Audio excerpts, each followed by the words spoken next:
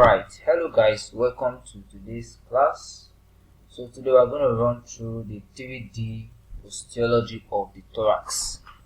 Alright, so we have a detailed video that explains the osteology. Alright, you can go watch those videos. I will drop the link in the description section of this video. So go watch those videos and get the details. So I want you to be able to visualize the osteology of the thorax via this video. So watch to the end. Alright, so we know that the body is segmented, right? We have your trunk, you have your head and neck, you have your trunk, you have your upper limb and the lower limbs, right? Then your trunk divided into your thorax, your abdomen, and your pelvis and perineum, right? And we know that the thorax, the anterolateral aspect of the superior trunk, this is the trunk, right? The anterior and lateral aspect is what forms your thorax. That's what some authorities say. Why the posterior aspect is of the superior trunk is the back, right? It forms a part of the back. Alright, so this is your thorax, and then so when you're carrying out dissection, so what are you going to come across first? The first structure you come across is your skin. Then when you flap your skin, the next structure you come across is the subcutaneous layer, right? Then deep to the subcutaneous layer you find the muscles. The muscle here you find first is the pectoralis major. Then you find your pectoralis minor, and then you find serratus anterior around this area. Then once you flap all those muscles, the next layer you find is your thoracic wall, comprising of the bones, the joints, the ligaments, and the intercostal muscles. That's what you come across. So that's what we're going to focus on now. So this is the back, and then this aspect, this lateral aspect, is still the thorax. Alright. Then you have your back, then your upper limb, and then this is pelvis. Alright. So this is the typical structure of the thoracic wall. Alright. Anteriorly is formed by the sternum, then anterolaterally and posterolaterally is formed by the ribs, right? From ribs 1 to ribs 12, and then posteriorly is formed by the thoracic vertebra. So you can find your clavicle here, forming an articulation with the sternum at this joint, sternoclavicular joint. Alright, so there's this notch here called the clavicular notch. Alright, then you find the ribs. The ribs are forming joints too with the sternum, alright, called the sternocostal joints. Alright, so these are the sternocostal joints. Then you can find your scapula. Alright, look at the posterior aspect. So this aspect is just as if you cut off this area. Alright, you make a section. You make a section here and remove this particular layer. When you make a section, remove this particular layer, what you're going to find is this layer. Alright, you can find your ribs. They are running laterally and inferiorly. Alright, so usually it's having articulation here with the thoracic vertebra and also an articulation with the sternum. And this is the posterior aspect of the thoracic wall, and you can find the thoracic vertebra, right? And then you can see it lying superlaterally to the posterior aspect of the thoracic wall. Alright, that's what you can find here, right? And this is your ribs. Alright, this structure you find here is this. Assuming you have to cut through this. Let's say you have to cut through this. Alright, when you cut through this is what you're going to find. This. Alright, this is also the ribs which we've talked about. This is sternum. Alright, this is thoracic vertebra. Alright, so let's talk about the ribs. Let's start with the ribs. You know, we can classify ribs based on the articulation. We can classify it based on the structure. Alright, so we have what we call the vertebrosternal ribs based on the articulation. So ribs 1 to 7 are called the vertebro-sternal ribs. Why? Because they have articulation with the sternum anteriorly and posteriorly with the thoracic vertebra, right? And then you have your vertebrochondral ribs. They are called vertebrochondral because they have articulation with the thoracic vertebra posteriorly and the costal cartilage of the ribs above them anteriorly, which you can find here.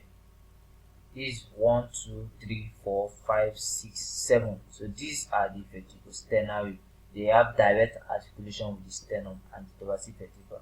While ribs 8, 9, and 10, they articulate with the costal cartilage of the rib above them. 8 articulate with the costal cartilage of rib 7, 9 with rib 8, costal cartilage of rib 8, 10 with costal cartilage of rib 9. Alright, so they are called vertebrochondra. Then you have the vertebral ribs. Why are they called vertebra? They are floating ribs. They just have articulation with the thoracic vertebra. There is no articulation with the sternum anterior or the costal cartilage anterior. They float. So that's what you can find here. So based on the structure, we have typical and atypical ribs, right? And the typical ribs are ribs 3, 4, 5, 6, 7, 8, 9. These are the typical ribs, 3 to 9. Then ribs 1, 2, then 10, 11, and 12 are atypical ribs. Why are they atypical? They have specific features that distinguishes them from other ribs. Typical are those ribs that have certain properties, certain features that generalizes them, like they have certain particular features, which we are going to talk about soon. So there's something we need to talk about, the superior thoracic aperture. Alright, so we also have the inferior thoracic aperture. So the superior thoracic aperture, you can see it is formed here by the jugular notch. Then it's formed by the medial end. Okay, it's formed by the medial aspect or medial border of the first rib. It's formed by the medial border of the first rib and then the body of the first thoracic vertebra. That's what forms this superior thoracic aperture. So this superior thoracic aperture anatomically is called the thoracic inlet because structures from the head and neck and the limbs and upper limb, they come into the thorax through this superior thoracic aperture. Why clinically it's called the thoracic outlet? Because the vessels, major vessels, the aorta, which form branches, other arteries, alright, it leaves the thorax through this opening. So it's called the thoracic outlet clinically, alright. So you also have the inferior thoracic aperture, and that's formed by the sternal joint anteriorly, then laterally, anterolaterally by the costal cartilage of the costal margin formed by those by costal cartilage of ribs 8 and 9 and 10. Alright, and then it's formed posterolaterally by ribs 11 and 12, and then posteriorly by the 12th thoracic vertebra. Alright, that's for the inferior thoracic aperture. Alright, so now let's go into the first rib. This is the first rib and this is the second rib. You can find here. You can see the first rib. We can actually describe the features this way. It's having a head, it has a neck, it has tubercle, and it has a shaft. Head, neck, tubercle, and shaft. The head has just one facet for articulation corresponding thoracic vertebra. Alright. Then you have this tubercle. This tubercle is for articulation with the transverse process of its corresponding thoracic vertebra. Then the shaft. The shaft, you can see it has surfaces and borders. It has a superior surface, it has an inferior surface, it has borders. You can see this border, inner border. You can call this the anterior border. And you can call this the posterior border. Alright. So this is the feature of the first rib. So this superior surface is what distinguishes and makes this first rib unique, because this superior surface has this tubercle here called the scalene tubercle, alright, for articulation for attachment of this scalenus muscle. Alright, so medial to this tubercle you have this groove called the anterior groove, and you have lateral to this tubercle this groove here called the posterior groove. This anterior groove is for in structure that pass through this anterior groove is usually the subclavian vein, and then the structure that transverse this posterior groove is the subclavian artery. So VA, vein and artery. So you have this muscle attaching here. Alright. This is a very unique property of the first rib. Right. Then the second rib. This is the second rib. You can see it has head, neck, tubercle, and the shaft. The head has two facets, alright, unlike the first rib. It has two facets, the superior facet and an inferior facet. Superior facet is usually for articulation with the rib above, because with the thoracic vertebra above. The thoracic vertebra, the first thoracic vertebra is going to have a demifacet on the body, alright. So this superior facet on the head of this rib 2 is going to articulate with the rib 1, while the inferior facet of the head will articulate with its corresponding thoracic vertebra, which is second thoracic vertebra. Alright. Then you have the tubercle. The tubercle articulate with the transverse process of the corresponding thoracic vertebra. Then you have this shaft. It has an angle, but it's not too obvious here. But the shaft is what I focus here. Then the shaft, you have a superior surface, you have an inferior surface. Then you have this border here. This is the posterior border, or the inner border. You can call it the inner border or the posterior border. Then you have this outer border or the anterior border. Alright. So these are the features of the first and the second ribs. This is the muscular attachment.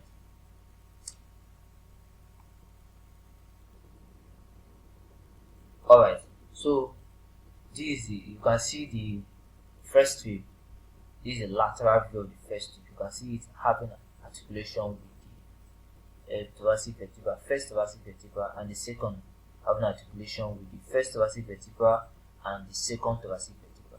Alright, you can see the transverse process articulating with the you can see the tubercle articulating with the transverse process of the thoracic vertebra. You can see the thoracic vertebra, you can see the spine, you can see the body of the thoracic vertebra. These are structures that are obvious in the lateral view. You can see the lateral aspect of 1 and 2. Alright, so this is the medial aspect, the medial view. You can see the head. This is superior. You can see this first rib has just one facet, but the second rib has two facets, the superior facet and then the inferior facet. You can see the posterior borders of first and second rib. Alright, they are obvious. You can see the inferior surfaces. They are obvious here in the medial view.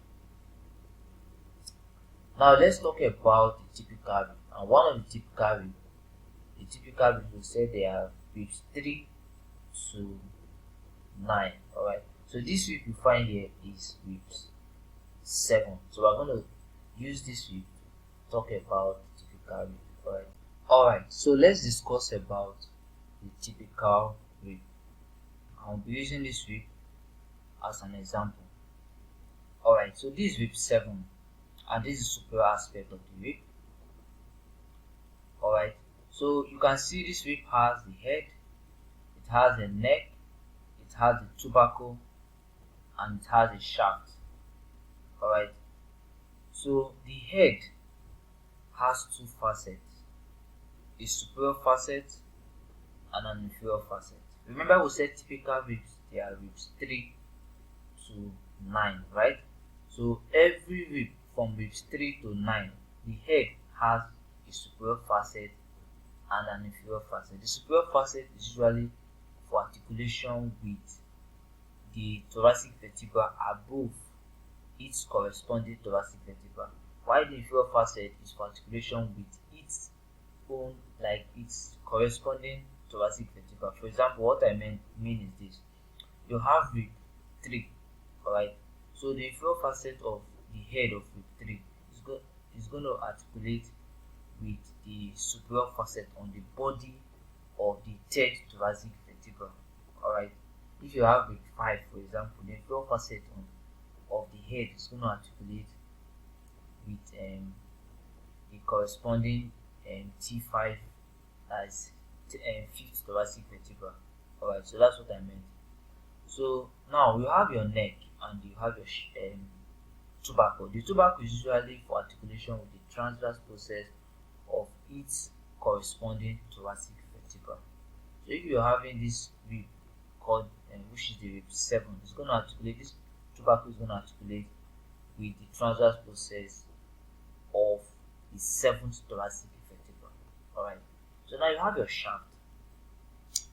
You can see that when you're running, you run laterally, alright, you run laterally to the anterior aspect, you observe that this rib tilts, it tilts somehow such that it begins to face superiorly, alright, you can see it begins to face superiorly.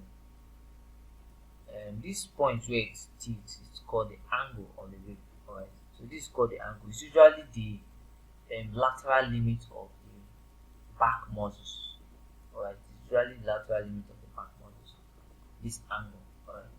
Then the clinical importance of this angle is just anterior to this angle is the weakest point of the rib, alright. So just anterior to it, you find the weakest point of the rib. That's the point where the rib is very much prone to fracture, alright. So it's close to this angle, the angle of the rib. So now you have your shaft. The shaft, let's discuss the shaft based on the surfaces and the borders, right? So for the shaft, it has an outer surface and an inner surface, or you can call it an anterior surface and a posterior surface, alright. So this is the outer surface you can find here. The inner surface, you can't see it here, you can't visualize it here, but you can see the outer surface, alright. Then it has borders. It has a superior border which is sharp, and it has an inferior border which is usually blunt, alright. So one thing I want to make known to you is this: when you look at the inferior surface, in the inferior aspect of the posterior surface or the inner surface, you're going to find a groove. There's a groove there called the costal groove. Now let's look at the inferior view to get this costal view. This is the inferior view, right? And you can find the head. Look at the way it was done. This is the head, right? It comes this way. Why this is the anterior aspect, right? It goes this way. So you're going to find it this way. This is the head, and this was the anterior most aspect of this rib, right? So you can see the tubercle here. Then you can see the angle. This area is where you find the angle. Then you can see this groove here. There's this groove here. There's this depression here found in the inferior aspect of the inner surface or the internal surface. This groove here is called the costal groove. And what does it transmit? It usually transmits three structures. It transmits a vein, it transmits an artery, and a nerve. Intercostal vein, intercostal artery, and an intercostal vein, in this order: VAN, from superior to inferior. Alright. So here now you find this is the inferior most aspect. So from the superior, you have your vein, you have your artery, then you have your vein, your artery, and your nerve running through this groove. Alright. When it runs through the groove, it's going to come out, and then it will form branches. We'll talk about the intercostal nerves, the nerves of the thoracic wall later on. Alright. where to come out to form anterior cutaneous branches, lateral cutaneous branches, and so forth. Alright, so we're going to talk about that in classes to come. Alright, so this is the groove I'm talking about here. You can visualize this in this inferior view of this rib. Alright, so this is the lateral view of this rib, and what you are seeing here is the anterior surface, alright, or the outer surface. So you can see the border, the superior border, and this is the inferior border. You can find the head, you can see the facet, superior facet here. It's not visible, but you can see that it's divided. You can see this crest that is dividing it. This is the sharp point, the crest, and this area is where you find the superior facet and the inferior facet. Alright, so this is the neck, right? And then you can find the tubercle here. You can see this is the anteriormost aspect of this rib. Alright, so now let's look at the medial aspect. You can find the medial aspect here. Look at something here. This should be where the thoracic vertebra should be lying, right? And this should be where the sternum should be lying, right? Anteriorly. So the thoracic vertebra will be running through this area, like the thoracic vertebral column will be running through this area, while the sternum will be found in this area anteriorly. Alright, so I just want you to get the picture. That's the most important thing.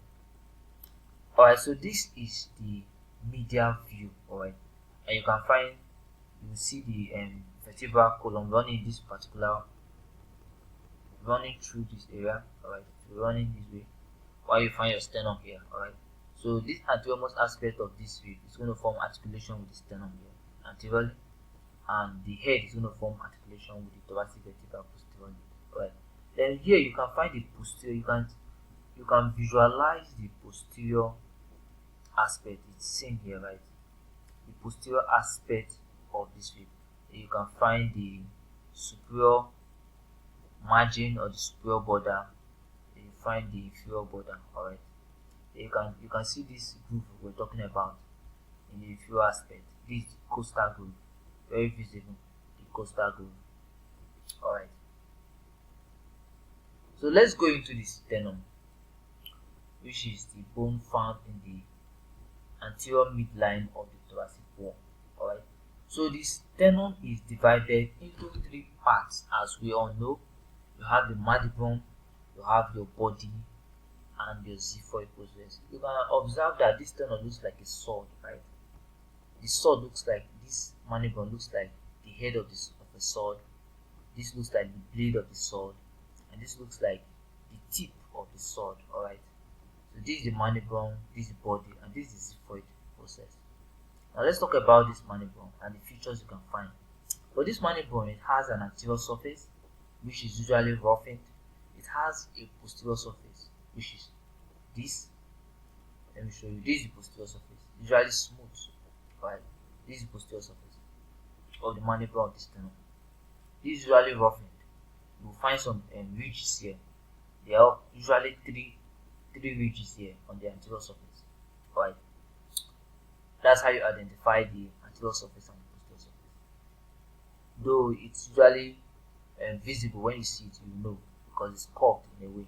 Alright, so you can see that it has borders too. It has a superior border, it has two lateral borders, and it has an inferior border. On the superior border, you find this jugular notch, alright, which is palpable. You can palpate this, right? You can palpate the trachea here, alright. Then posterior to the trachea, you find the esophagus. You can palpate it at this jugular notch. Then you find this clavicular notch, which is for articulation with the medial end of the clavicle. Alright, so that's it for the superior border.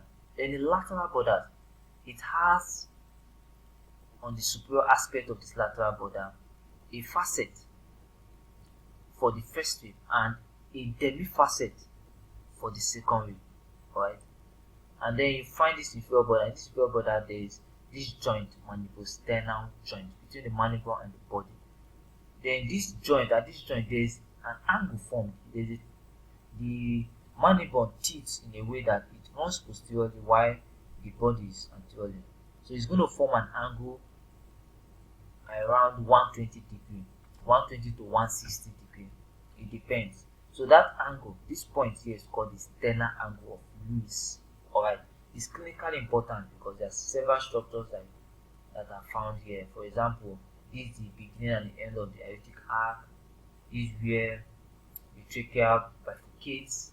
Alright, so there are a lot of clinical importance. So you're going to find out those clinical importance of this. Alright, now let's talk about the body.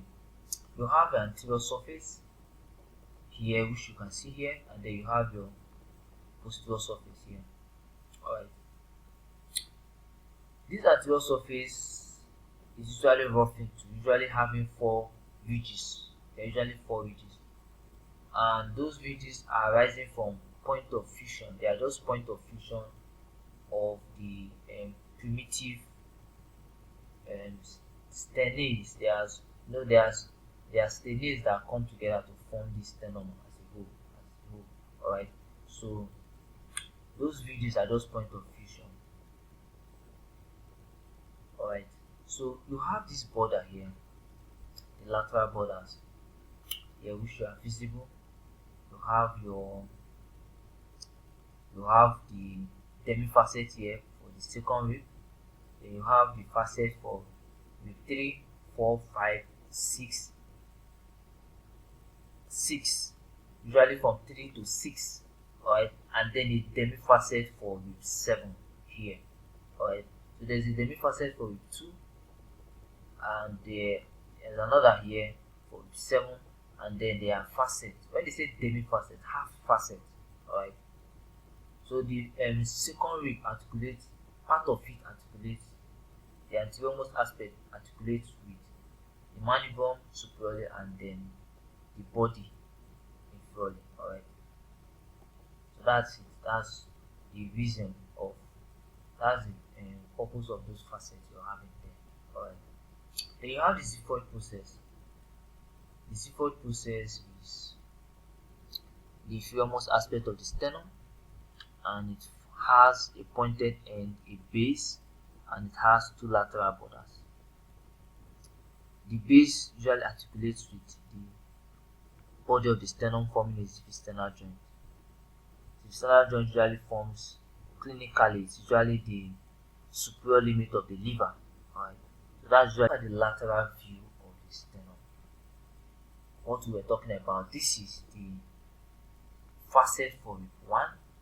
This is a demifacet for rib 2. This is another demifacet for rib 2. Then it has facet for rib 3, 4, 5, and 6, and a demifacet for rib 7. Then the xiphoid process has a demifacet for rib 7. Alright, so this is the lateral view of the sternum. Exactly what I was saying. You can see this is a facet, full facet, that's facet itself. And this is demifacet, alright, on the mandible, and the demifacet on the body. Then this for rib 3, 4, 5, 6, and then the demifacet on ribs. So, alright.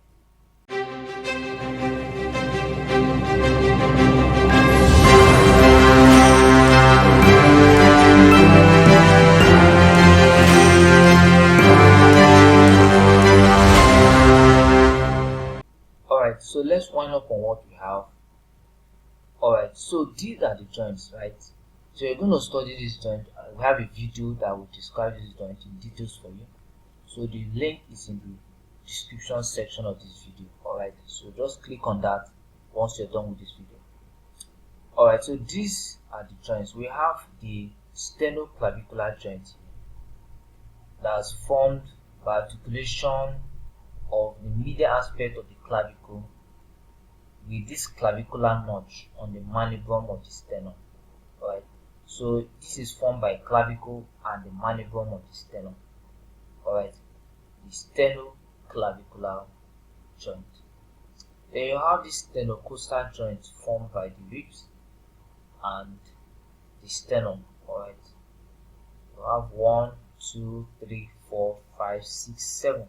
7 sternocostal joints. This is the costochondral joint between the rib and the costal cartilage above. Alright, so this costochondral joint is usually formed by ribs 8, 9, and 10. Alright. You can find the margin, the costal margin. Why is it called costal margin? Because you can see it's just formed by the inferior margins of the costal cartilages of ribs 7, ribs 8, ribs 9, and ribs 10.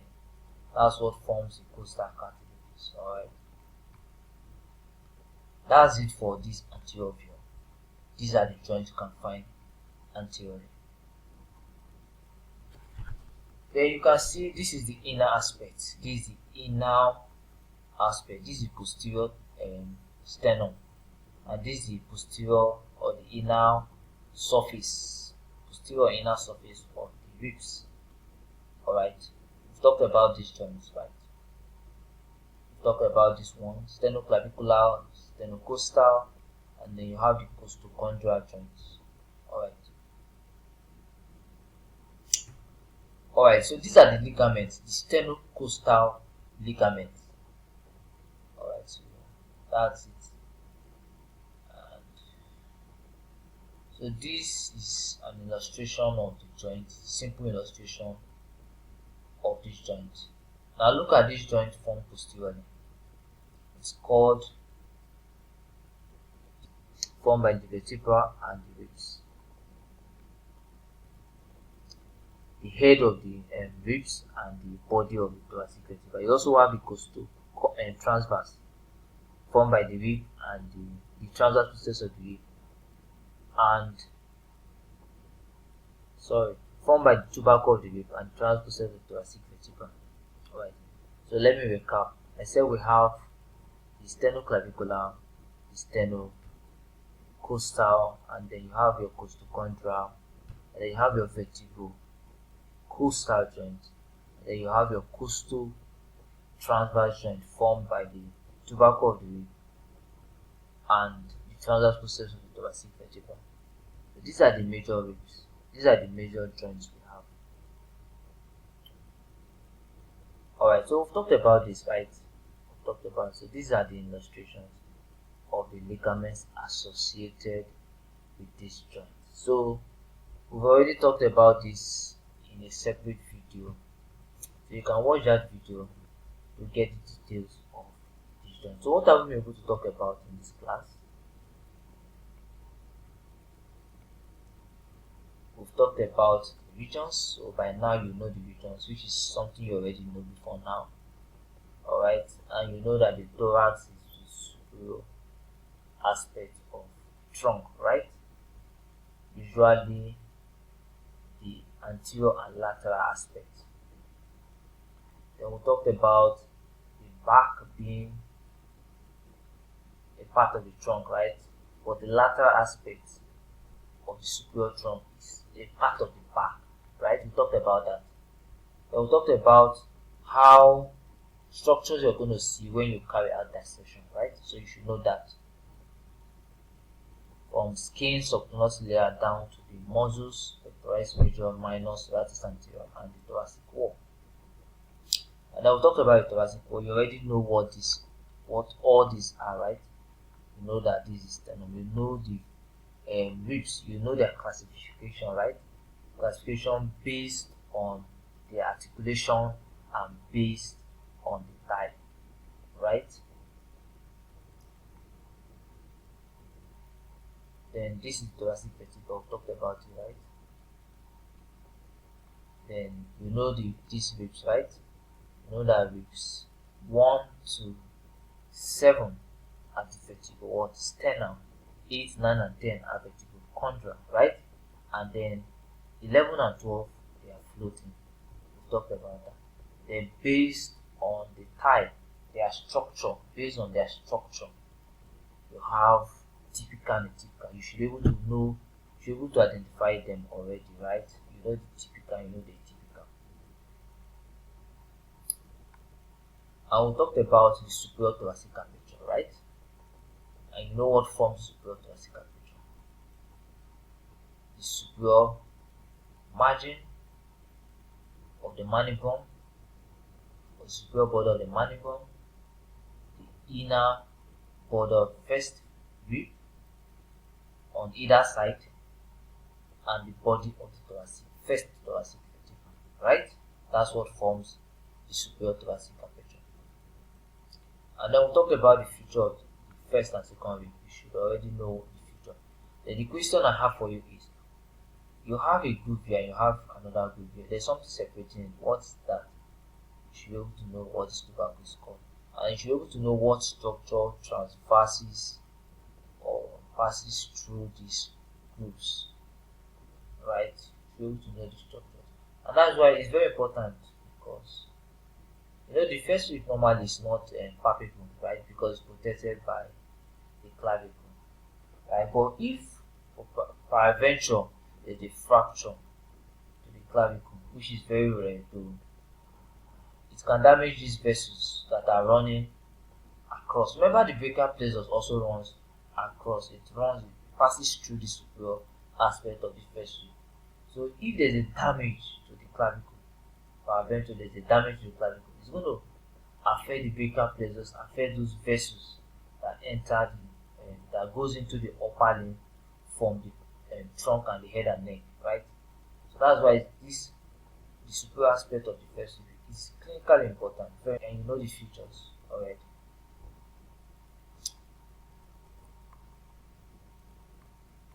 And then we talked about the feature of a typical rib. So you should know now that it has head, neck, tubercle, and a shaft. And you know the parts of the shaft. You know the angle and the clinical significance of the angle, right? And you know there's the inner aspect, the inner surface. On the inferior aspect of the inner surface, there's a groove. So you should know the structure. You already know the structures that pass through that groove, right? Alright, so these are then you talked about the sternum, right? Having three parts: mandible, body, and the sphincter process. And we talked about the features of all these. You talked about the body having a superior border, inferior border, lateral borders, and you should know the facet. There's the facet, there's the demifacet. You should know all this. You already know what those things are, right? So this is a muscular attachment of the sternum. This is the lateral view which we've talked about. These are the facet, demifacet, and demifacet. And we've talked about the joints. So that will bring us to the end of today's class. So I believe you are good to dive into your osteology now. With this video, you already have an overview. You have a picture, a 3D image, a 3D picture, mind picture of the osteology of the thorax. So ensure you watch the next video, which you display on your screen right now, or you click on the link below or the link in the description box to watch those videos to get the details of the osteology of the thorax. So if you like this video, don't forget to click on that subscribe button, share this video with your friends. So we'll see you in the next class. Bye.